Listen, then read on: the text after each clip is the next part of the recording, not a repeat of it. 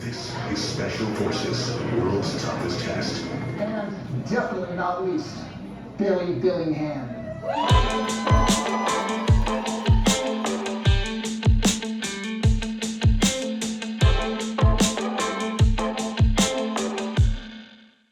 So here we are for another session of Putting the World to Rights with my man in the house, Mr. Mulvey. You called me Mulvaney yesterday. That kind of hurt my feelings that you don't... I know, it depends what mood I'm in, Brian. We've been friends for a while and you didn't know my last name. Listen, I've been friends with people in the SAS for 30 years who've taken a bullet for me, been blown up, and I still don't know the name. Don't take it personal. That's the level of knowing someone's last name? Yeah. Okay. That's true, actually. No one knows my last name. Or People don't know your real That's first what I was name. going to say. They do know my last name. They don't know my first name. Why do people start calling you Billy? In the military, it's a way of sort of controlling you by taking away your name, taking away your rights to a degree, and keeping control of you to push you through barriers. And they'll give you a nickname or generally shorten your last name, which is what they did with me. So Billingham went to Billy, and that was it. And there's people literally still in the military today that I've served with will go, Billy? Yeah, I know Billy. I don't know Mark. It's weird to think of you as Mark. I know. You don't look like a Mark. What does a Mark look like? A little more handsome, a little bit better looking. Are you for real? Beauty is in the eye of the beholder. What would my nickname be? Camelhead. That's not short for Mulvey. It is. It doesn't have to be. Sometimes it'll be on what you see, you know.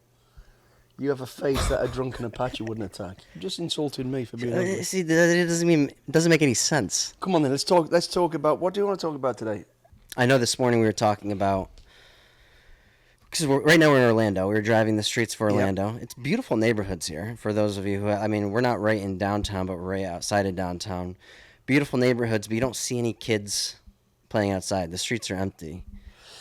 Yeah, mate, I think that's a common thread, not just in Orlando, throughout the world. It's the same as in UK. And I said to you, remember, what was it like when you were growing up? And rightly so, you said, you played in the streets, you're out on your bikes, you're out with your friends. Sometimes you spend time indoors, but now it's like everywhere is like a ghost town.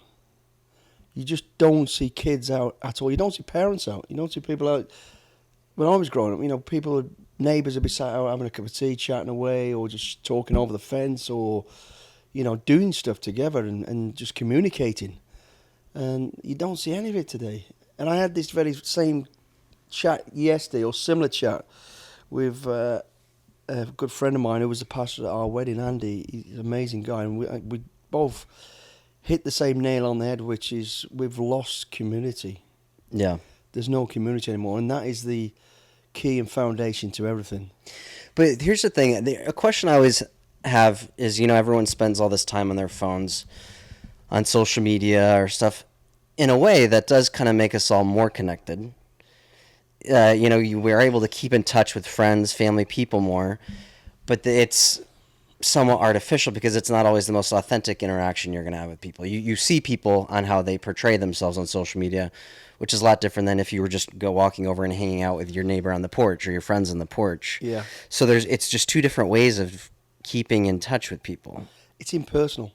Yeah. It's impersonal, and you don't get a true reading of somebody, even if it's your mate. Because if you're talking about it on social media, it's generally something they've posted or written, and I have to have clarification on communication with anybody. I have to have clarification, which means I need to ask, is this what you want? Is this what you're talking about? Because I get aggressive with written messages. Sometimes I read it wrong. And yeah, you're right. We tend to communicate more that way when it should be physical, visual, verbal communication, out in the streets, meeting each other. But going back to that community thing, Mm-hmm. The other thing I noticed, we had a chat yesterday, and I hear it every day, and we all hear it, is when people go, I can't say that. Yeah. I hate Did you say that the guy, the pastor you were talking to yesterday? Yeah, said that? we were talking about it, and I says, well, there's the problem. Once you say you can't say it, you're already bowing down to the people that are pushing these crazy agendas and creating all these hassles and these pains of misery that the world seems to be suffering right now. You know, you can say that, again, linked to tell the truth. Say what you see and stand by it. It doesn't matter if you're upset somebody, but because we're all bowing down to it, we can't say it. You're allowing people who are pushing these agendas to create pain and misery to thrive, and it needs to stop. So build the communities, tell the truth, and don't be afraid to say it, and don't be vindictive of it, but just say what you really truly mean. Yeah, I think for celebrities, yeah, because it's celebrities who are afraid to say things because literally the backlash is way more than what it would be for normal people. I mean, you lose your careers now. You lose you're like, look at Russell Brand, for instance. He's just in the midst of, and that's not really for what he said. I mean, that's for obviously different reasons. But you see people losing everything over a tweet, over something they say on a podcast. Hopefully, you don't say anything that offensive today. But people, they lose everything. First, you get the backlash and being in all the headlines, and then you lose everything. Yeah, but are you afraid of that at all? I don't want that to happen to me, and I'm not afraid of it. I'll stand by what I really believe, and there's got to be sacrifices. You know, somebody's got to. Unfortunately, if we're going to allow people to cancel you, and put you out of work and do what they want to do to control you through that way of what they do, taking everything away from you. That's going to happen. Eventually, it'll all implode. It will, and you know, people need to stick together, stand together, and just be true and be honest. And listen, everybody can have an opinion and accept their opinion, accept their views. You don't have to hate somebody because they don't believe in everything you believe in. Mm-hmm. But that's where we've gone. That's what we're talking about, right? That culture, what we've got now, and it does affect all of us. And it's how effective it is when any two people, three people get together. That's all we talk about. It's how we all hate it, we're all against it, but no one's really doing anything. And the worst thing we can do is say, I can't say that, or I can't do that. Yes, you can. As long as it's not vindictive, and it's not personal or hatred, but say the truth. And the truth hurts sometimes. I think people, like, you know, you're always, me, like I think a lot of people are, you know, and it's becoming more common now, are centrists instead of being left or right. Being like, you know, really, for me personally, I just view things issue-based and try to research things as much as I can. And sometimes my decision may be considered left or considered right, which, again, I hate those labels anyway. I mean, instead of someone saying I'm a Republican or I'm a Democrat, you should just say I'm Brian or I'm Billy and not identify as those things. But if I'm hanging out with a group of people and I know someone generally believes in things differently than I do, my fear is like, is it worth even talking about it to get into an argument over? Because arguments are so fragile that they can go off the rails, and it's not worth it to me to get into. Avoiding it's just as bad as not confronting it. In fact, it's worse because it builds up even more, and then you end up meeting with people that you probably want to ask or discuss, and you don't, and you end up actually drifting apart in terms of friendship and relationships anyway. So, I mean, don't go blatantly out there to start a fight or an argument, but you can bring up a topic. Mm-hmm. Why do you see yourself as a cat? Why do you say... But you know what I'm saying? Yeah. Because I would. Because I don't get it. And I'll go, I'm not going to argue about it. If you think you're a fucking cat, then you're a cat. Fine. But don't push your fucking cat dealings on me or anybody else around me. But the problem is the people who are different, want to be different, they really do push this agenda to create animosity and hate. And they do. Most of them do. Because you don't like what I like. Well, I am this. Fine, you go away and be that. But I don't want that around me at the moment. I'm enjoying the realities of who I am. Yeah. Anyway, I mean, I don't want to get too political into that, because there's a left and a right and who believes in whatever. You believe in what you want, but just be honest and just tell the truth and cut this nonsense out, and don't be afraid of telling the truth and saying what you see and standing by what you believe. And I also wonder if obviously there are issues that are important to me, but are like any issues worth losing a close friend over, or losing touch with a family member? Because unfortunately we live in a time where people do that. Families don't talk because they have different political beliefs. Close people lose friendships over that stuff. If it's something that's that important to you, okay, yes, I see standing by your principles, but other things, I have, a slight disagreement Yeah, with you someone, can I'm like, turn it it's like- not even look. worth discussing. I don't Yeah, think. but when it's to the point that it affects you so bad, it affects the whole atmosphere. It affects every time you come together. Then yes, cut it out like cancer. Stop it, or deal with it. Don't just let it drag on. Because if it's something trivial like you support this, you support that, you can have a little bit of a debate. Then so what? Move on. Yeah. Don't drag it out. Is my point. But confront it where it creates an uncomfortable zone and misery. The thing is, to me, it comes back to one thing: time. The most precious thing we have in this world is time, and I don't want to waste it. I don't want to waste it arguing with somebody who thinks he's a fucking cat, Yeah. or who has a different opinion to me.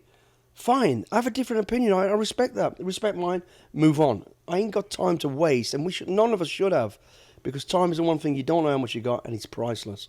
Don't waste it on trivia, and really, all this is nonsense and trivia.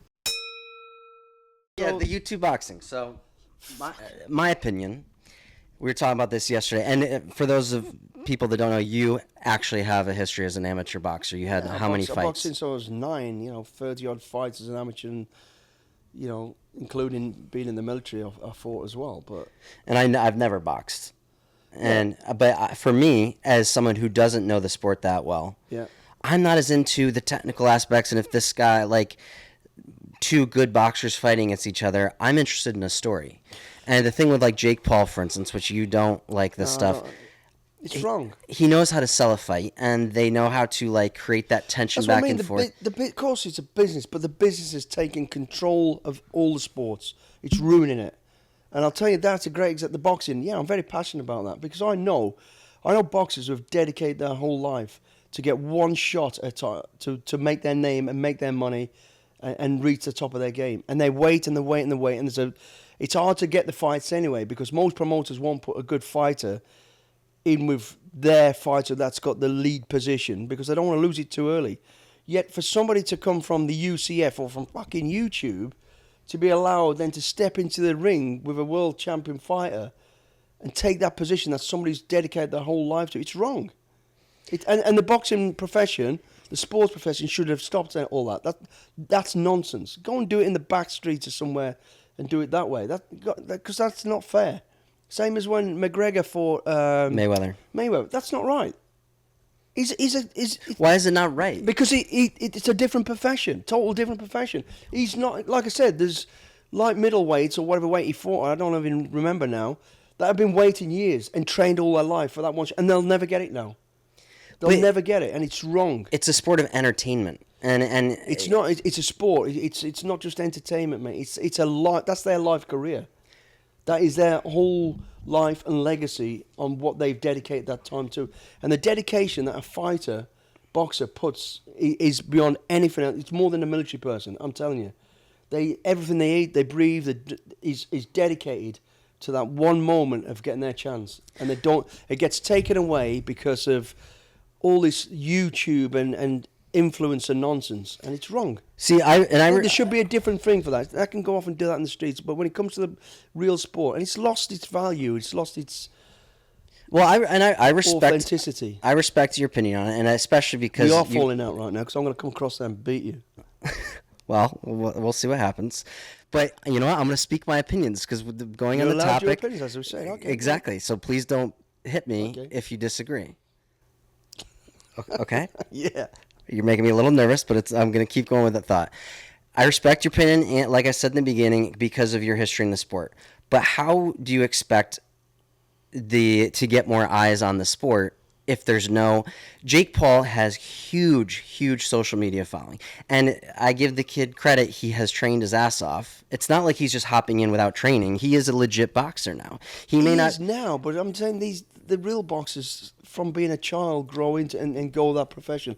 I hear what you're saying. Yeah, it's he's about bringing money. more eyes to the sport. He is. It's not the sport. It's not the sport, though, is it? It is not. Well, okay. When It's he's not. when he's fighting And I've UFC got nothing fighters, against it's Jake not. Paul, by the way. Fine, good luck to him, but it's wrong. What about when he's fighting like Tommy Fury, who's a real boxer? It's wrong. He shouldn't be Why allowed is it to wrong? be. Why? But he's been training. Why shouldn't he be allowed to be? Well, has he given up all his YouTubing stuff to become a real boxer? Yeah. He still Well, does if he's done YouTube. that, But what's that's wrong fair with doing enough, both? But he went from, Did he climb the ladder like everybody else? Did he start at the bottom? No. And no, he didn't. That's what I'm saying. These have to climb the ladder. You have to fight somebody, X amount of people to get to that point, to get that fight. But why though? And Like, the why difference do you is, have to play by the rules in that if you're able to sell out to keep the an arena? authenticity of the sport? That's what it is. It's a gladiator sport where gladiators start at the bottom and work their way up to a position to get that fight, to become a champion. That's what it means to be a champion. A champion means you're the best. You are the number one. For somebody midway just to step in without coming through the back door, basically, not doing all the groundwork and the foundation work, it's tedious. It's time consuming. Yet he could be a better boxer. He may well be, but you still got to go through your foundation. You know, you don't say, right, I want to be an electrician. Go and do your study, then go right at the top of your profession as the top of being an electrician, for example. You have to you have to do your apprenticeship. You have to serve your time, and that's all I'm saying is now the UCF guy McGregor, yeah, he served his time in UCF fighting or whatever. UFC, UFC. That's fair enough. But not to step then into the boxing. It's a different sport. To step into the boxing arena and cut out all those people who've done all their apprenticeships and waste. That's my point. I get it sells, it makes money. Because that's what people want to see. That's what people want to see. I mean, people did. It sold record numbers of pay-per-view. As a business, they want to see because it's all about money. But I'm talking about the sport being authentic and staying as a gentleman's sport. So you're saying ruined it. Same as soccer, football as we know it. Right? Same thing. You know, these people make so much money now. It's ridiculous. It's absolutely ridiculous. And they're not great role models either. Diving and prancing, that's cheating. It's wrong. What do you mean for people pretending to be pushed or punched and diving? There's no end of it. Soccer, and I tell you, mate, it's ruined it.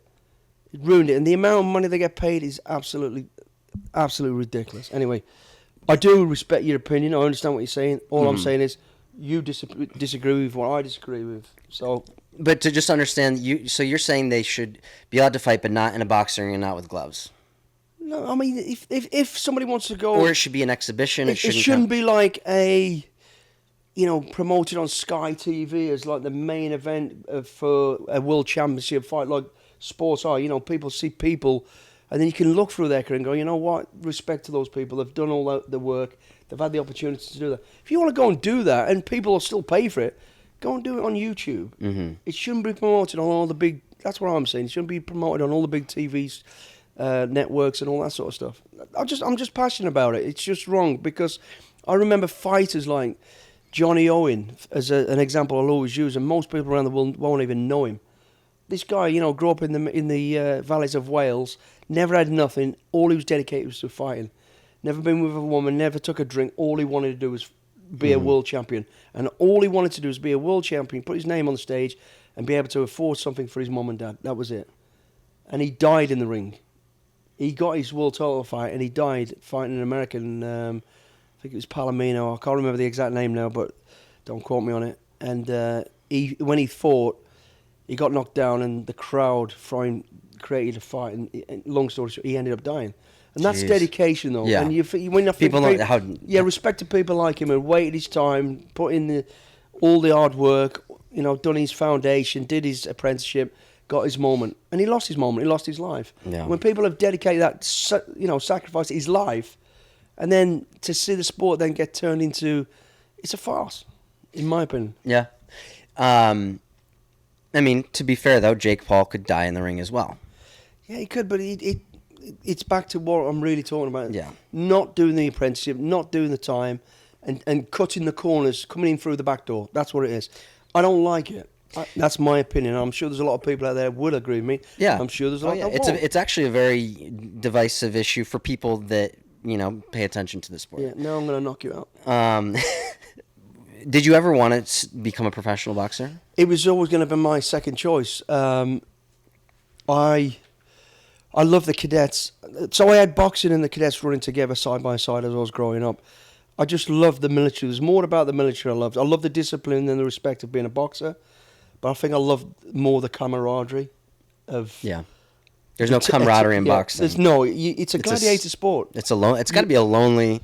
I mean, you have your team, you have your people in your corner, Yeah. but it's you out It's there you. alone. You're taking the punches in the face, whereas on the battlefield, you're sharing the bomb blast, the bullets being flying around, and all that sort of stuff. And it's just a nice, comforting thing to have camaraderie around you.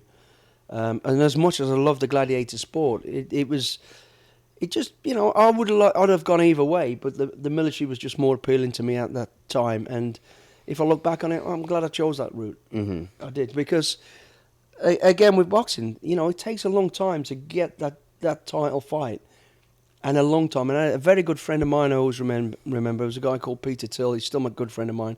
He's one of the outstanding, most brilliant boxers I've ever seen. Of course, he came from my club. I watched him fight. I watched him grow. He was amazing, brilliant. And all the people around the Midlands and outside of the Midlands, because you've got to build up through the Midlands to get out to the outer counties to make your name and then get the chance to fight. This is what I'm talking about. And they were petrified of him. They wouldn't let him get the challenge, because they knew once he's going to take it, and their champion is going to be gone. And of course, and eventually, it got to the point where it ruined his career. He just couldn't wait any longer. He had to get out of him, go and earn a living somewhere else, and it was wrong. Yeah. But anyway, so yeah, I chose the military because of the camaraderie, and I loved what we was doing, and I thought I'd make a bigger difference. I swear this, I'd make a bigger difference to me as my life and what I really wanted to do the world because of what the military were doing, and I thought that's the way I want to go. Speaking of the military, and the show, what was your thoughts on the premiere the other night? To get backstory, it was a great night. We did a premiere watch party at Irish Brigade in Lake Worth. Yeah. What we had 50, 60 people show Yeah. up. How much did you enjoy? Is that the highlight of the whole experience? Something like that, being able to watch it with all your friends and. I think it's not the highlight. It is a highlight, for sure. And it was nice.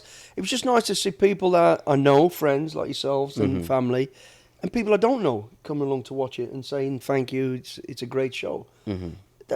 That's a real comforting feeling, because you wonder how people view it and what they really think of it, and that's a great testament to what the show is. And it's not about us. And as I said at the start of it, it's about the people on the show. And yeah, it's really good to be able to stand there with a finished product, because, like I told you, we don't know what that finished product's going to be.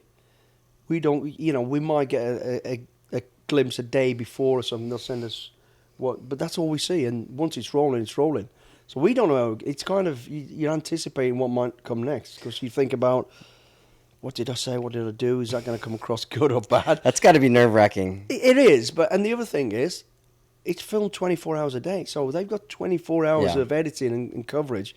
It's a great feeling, and actually it's part of the fun of not knowing what's going to come. So, well, because you living the show, you only viewed it through the lens of your own perspective, your own eyes. I'll tell you what is the nicest part of it is when you get messages from the celebs that have been on there, all the contestants, not just celebs, and they say thank you for changing their lives. And I would actually say every single one of them that have been on every show, 9 series in the UK, 3 in Australia that we were part of, and now 2 in the US, and people just do. I think it was cool for Tyler Cameron to show up, because he lives in Jupiter. Well, I can call him a friend now, not just a number. Tyler Cameron is in the room. We do on this show, it's real, there's nothing vindictive, there's nothing personal. We're still friends, right? Yeah. I've never done this before, not in public, but I'm going to do it tonight. This number is number 5, and it belongs to that big man over there.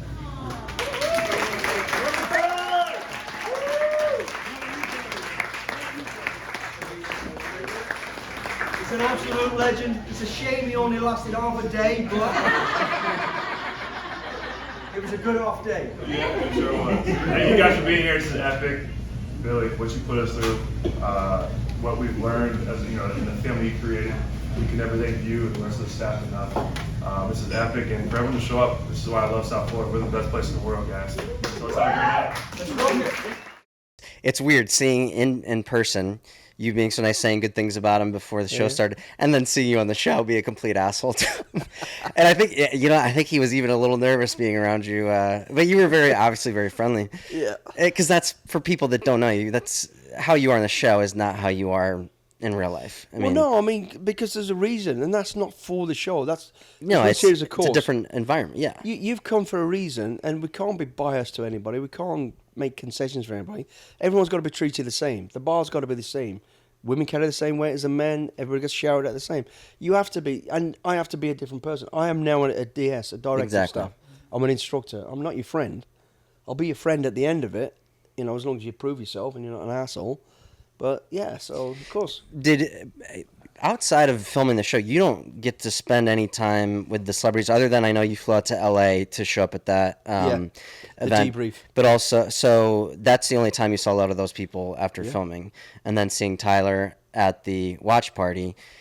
Yeah, I wonder if it's a little weird for them being around Friendly Billy, like because they don't know you outside of the show. Exactly. And even Tyler, like, I wonder if he was even a little nervous being around you. Like, I don't know. You'd have to ask him that, but he even said, I had a brief conversation with him, and he just said, "Oh, I'd do anything for this guy," like pointing at you. Yeah. So I think even with you being hard on these people, they have a lot of respect for you. At least, I mean, some of them do. I'd like to think that, but I always open it up whenever I speak to them for the first time. It's not vindictive, as you know. I said it the other night. It's not vindictive, and it's not personal. You will be called names. You'll be judged on what you see. And if you feel you can't handle that, going back to what we started at the beginning of the conversation, if you can't listen to what I'm going to tell you and accept that, then that's your problem. Then perhaps you shouldn't be here. You've come here for a reason. You know it's going to be tough. You know you're going to get, hard time and push through your barriers. If you weren't prepared for that, then go back to where you started. And, so... Here's something. I don't know how comfortable you are talking about this. What fame? Your fame is obviously getting bigger. You've always been famous in the UK, but you're probably going to get more attention now in the US. Does that make you uncomfortable? A little bit, yeah. I don't, I hate the word celebrity. Yeah. I hate the word fame. Yeah, popular. People know me. I'm known by more people. Yeah, you don't ever say, "Ooh, I'm famous." No, because remember, I used to be bodyguard for the top A-list in the world, and I used to look at it and think, I'd never want to be like that. And I'm not saying I'd be like that, and I wouldn't. Yeah. I'll always be who I am. I'll never change in that respect. I don't, I won't all of a sudden become an expert in politics and an expert in whatever, like a lot of people seem to do. I'll be me. And yeah, it is uncomfortable. It's weird. It took a while to get used to.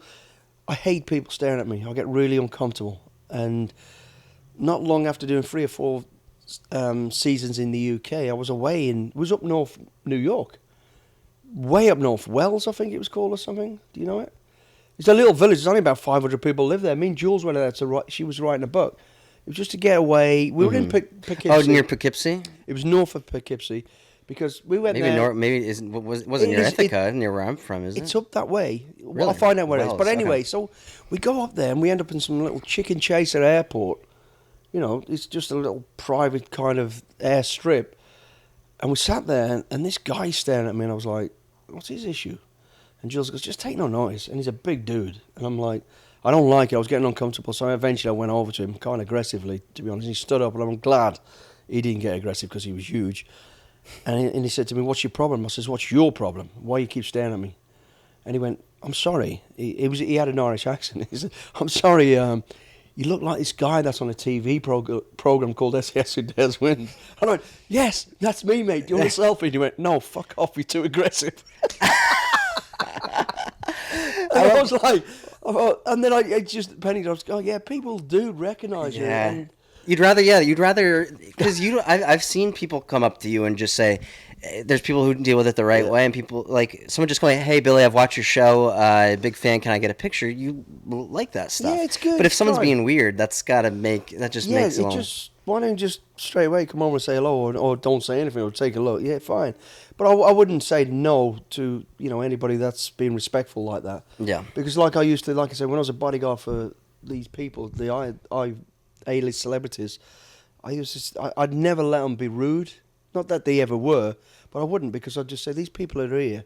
The reason you are who you are is because of all these people here. Mm-hmm. They're putting the time, the effort to follow you and like you and do whatever they do and support you. And I said, so at least give something back. And I try to do exactly that. I don't see myself as ever being like that. But, I think it's... Well, I think if you can make one person's day by saying hello to them, having a photograph, have a little chat, then why shouldn't you? Yeah, and you've seen arguably the most famous people in the world living with Brad and Angelina, and I remember you were telling me about how you asked Brad for the night off and you just went to the bar to have a beer, and you said when you got home, what did he ask you? Yeah, it was you know, he said, what was he like at the bar? Who did you meet? What did you do? And I was like, is he being a bit weird? But then you realise he can't do that. Yeah. And he hasn't done that for a long, long time. And it's hard for, celebrities because, all right, they've signed up to that lifestyle and there's a lot of privileges to that stuff, but there's a lot of downsides to it, I would rather, and I'm pretty sure most of them, if you give them the choice, be able to turn it around. And of course, you like the money and stuff that goes with it, but you definitely want a different lifestyle. It's just, yeah. So that moment of him, and then I thought, is he being weird? But then I realised, no, because it's such a non-normal question. So, who'd you talk to? What was it like? What'd you talk about? It's like what? But you realize that's something they can't do that. They can't even imagine it. No, and he hasn't done it for a long, long time because of the world he's in. And I would hate to ever live like that. Yeah. We are in an Airbnb, and it's 10:05, and we're supposed to be out by 10. Let's talk about that. Let's talk about Airbnbs real quick. Let's run over the time just disrespectfully here. 10 a.m. is too early. Hopefully, I don't know if she can hear us right now. 10 a.m. is too early to kick someone out of an Airbnb. It's ridiculous. We can't check until 3, and then you've got to be out by 10. What? Yeah. Come on. I mean, even hotels give you till midday. Yeah, like 11 or 12. So, yeah. I mean, I know it's. We will not be moved. We will not be Let's moved. see. Oh shit, we've got to go. Oh, she just knocked. Let's get the hell out of here. Yeah, we should just say for good content. Let's just sit here and talk until she physically kicks us out for content. Mate, she's probably got a camera in here watching us. She's like, fuck you two. She's going to gas us. Wherever the camera is, subscribe to our YouTube channel for the watch the full episode. And we're out.